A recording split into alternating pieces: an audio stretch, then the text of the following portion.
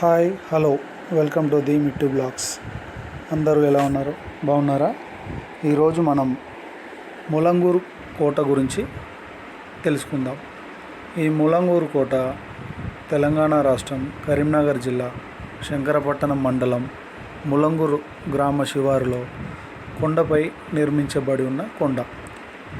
ఈ ములంగూరు గ్రామం ముందుగా ముదగర్ అనే పేరుతో పిలువబడేది. ఈ కొండ కింద మంగ్ షావలి సమాధి ఉండడం వల్ల ఇప్పుడు ములంగూరుగా పిలువబడుతుంది. ఈ ములంగూరు కోట చరిత్రకు వస్తే, కాకతీయ ప్రభు అయిన ప్రతాపరుద్రుని అధికారులలో ఒకడైన వరగిరి మొగ్గరాజు పర్యవేక్షణలో సుబేదార్ అనే వ్యక్తి తన నైపుణ్యంతో నిర్మించిన కోట. ఈ కోటలోనికి శత్రువులు రావడం చాలా అసంభవం. పడమటి దిక్కున సన్నని బండరాళ్ళ నిర్మాణం, ఉత్తరం దిక్కున నిలువు బండరాళ్ళు, దక్షిణం దిక్కున పెద్ద కొండ ఉండడం వల్ల శత్రువులు రాకుండా ఉండడం విశేషం. తూర్పు పడమర ద్వారాలు అడ్వాన్స్ టెక్నాలజీతో నిర్మించబడి ఉంది. తూర్పు ద్వారం ప్రధాన ద్వారంగా, పడమటి ద్వారం దారి లేకుండా శిథిలావస్థలో ఉంది. ఈ కోట పైభాగంలో 3-4 భాగాలుగా విభజించి ఒక్కొక్క భాగానికి 2 లేక 3 నిర్మాణాలతో చాలా నైపుణ్యంతో ఈ కోట నిర్మాణం జరిగింది. ఈ కోటపైకి వెళ్ళడానికి మెట్ల దారి కొంతవరకే ఉంటుంది. ఇది ఎక్కడం అనేది చాలా అసంభవం.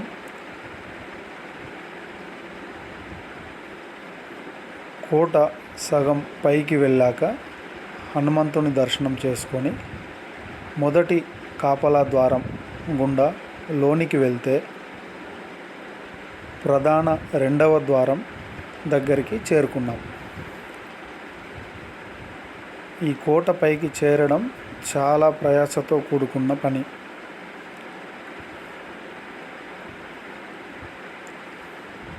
మాకు కనీసం 1 గంట టైం వరకు పట్టింది ఎక్కడం. ఈ కోట కొండలో అంతర్భాగంగా నిర్మించబడింది. కోట ముఖద్వారం వద్ద చాలా పకడ్బందీ కాపలా ఏర్పాట్లు జరిగి ఉన్నాయి.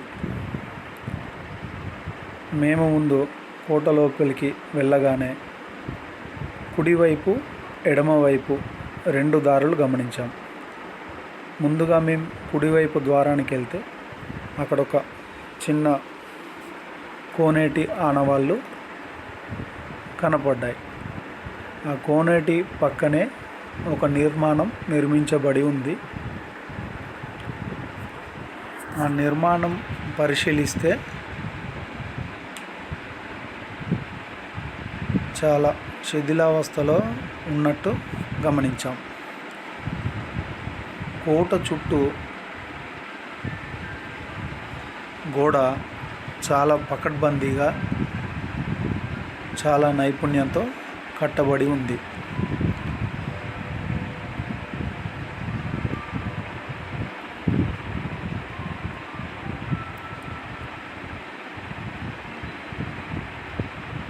ఇప్పటి వరకు మనం కోట కుడి భాగం చూసాము. ఇప్పుడు కోట మధ్య భాగంలో ఉన్న ప్రదేశంలో నాకు ఒక ద్వారం కనపడింది. ఆ ద్వారం బయట ఎలాంటి దారులు కనపడలేదు. నాకు కొంచెం ఆశ్చర్యం కలిగింది.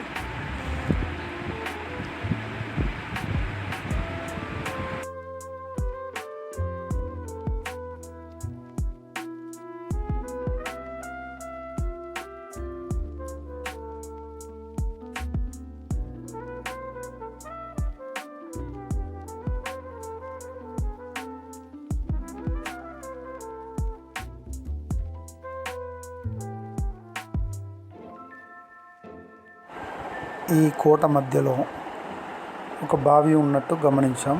బావి లేక కోనేరు. ఈ కోట అంతటికీ ఆ బావి నుండి నీరు సరఫరా అయిన ఆనవాళ్ళు మేము గుర్తించాం. చాలా పకడ్బందీగా ప్రహరీ నిర్మాణం జరిగింది. మేము గమనించిన విషయాలలో ముఖ్యంగా కోట చుట్టూ ఏదో ఒక దారి కలుపబడి ఉంది. మధ్యలో ఎలాంటి దారులు లేవు. ముందు లేక వెనుక మాత్రమే లింక్ చేయబడి ఉన్నాయి. ఇక్కడ మేము గమనించిన అడ్వాన్స్ టెక్నాలజీ అప్పటి కాలంలో నీటి వనరుల కోసం కొండపై 2 వాటర్ ట్యాంకులు నిర్మించబడి ఉన్నాయి. చాలా ఆశ్చర్యం కలిగింది మాకు.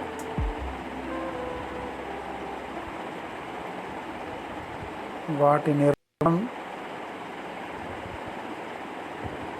చాలా అద్భుతంగా జరిగింది. మీరే చూడండి. ఈ వాటర్ ట్యాంకులు ఉన్న చోటుకు పక్కనే పెద్ద నిర్మాణాలు 2 నుంచి బహుశా ఆ నిర్మాణాలే రాజుగారు, రాణిగారు, ముఖ్య అధికారులు ఉండే చోటులా భావిస్తున్నాం.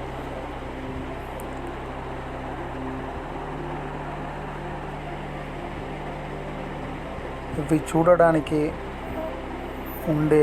కొండపైన ఉండే అన్ని కట్టడాల కంటే ఇవి కొంచెం పెద్దవిగా అద్భుతంగా ఉన్నాయి. వీటి పక్కనే కాపలాదారులు ఉండే బురుజు గోడలు చాలా ఎక్కువగా కనిపించాయి. ఆట విడుపుగా కొన్ని స్థలాలు మేము చూసాం. చాలా ఆశ్చర్యం వేసింది. ఇక్కడ నుండి కొంచెం దూరంలో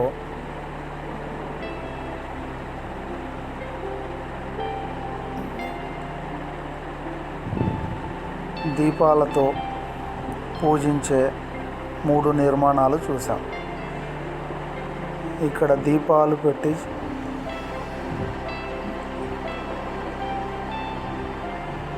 దేవుడికి మొక్కేవారని ప్రతిది.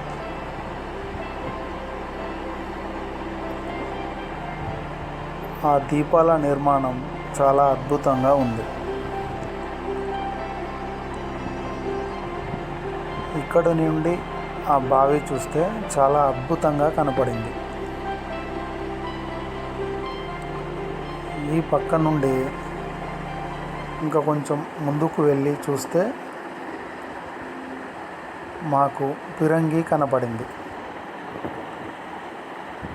పెద్ద ఎత్తున ఉన్న ఒక టవర్లో ఈ ఫిరంగిని అమర్చి కాపలా కాయడం విశేషం. చాలా ప్రయాసతో కూడుకున్న ప్రయాణం ఫ్రెండ్స్. మేము ఇక్కడ నుండి కిందికి దిగేసి దూద్ బావి దగ్గరికి వెళ్ళాము. అక్కడ సుమారు 500 సంవత్సరాల చరిత్ర ఉన్న మర్రి చెట్టు పక్కనే దూద్ బావి, మూలికలతో కూడుకున్న నీరు చాలా స్వచ్ఛంగా తీయగా అనారోగ్యాన్ని నయం చేసే నీళ్ళు అని చెప్పబడుతుంది. ఇక్కడ నుండే నిజాం రాజులు వారానికి ఒక్కసారి గుర్రాలపై నీటిని తీసుకువెళ్ళేవారని